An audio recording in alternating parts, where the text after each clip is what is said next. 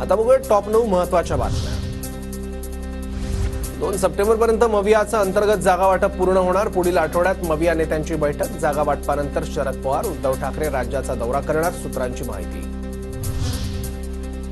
माजी सनदी अधिकारी चंद्रकांत गुडेवार सोलापूरमधून विधानसभा निवडणुकीच्या रिंगणात। निवडणुकीच्या पार्श्वभूमीवर चंद्रकांत गुडेवार यांच्याकडून नागरिकांच्या भेटीगाठी सुरू। कल्याण पश्चिममध्ये माजी आमदार नरेंद्र पवार यांची भावी आमदार म्हणून बॅनरबाजीवर विधानसभा निवडणूक लढणार असल्याची चर्चा। मुंबई महानगरपालिकेतील 2000 शिक्षक निवडणुकीच्या ड्युटीवर। निर्णय बदलल्यानं नाराजी, विद्यार्थ्यांचं शैक्षणिक नुकसान होण्याची शक्यता। राष्ट्रपती द्रौपदी मुर्मू 3 सप्टेंबरला पुणे जिल्ह्याच्या दौऱ्याच्या पार्श्वभूमीवर सुरक्षेचं नियोजन। 3 सप्टेंबरला पुण्यातील खासगी अवकाश उड्डाणांना मनाई।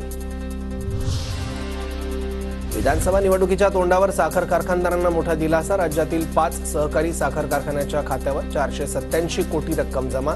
एनसीडीसी कडून मंजूर झालेली रक्कम जमा।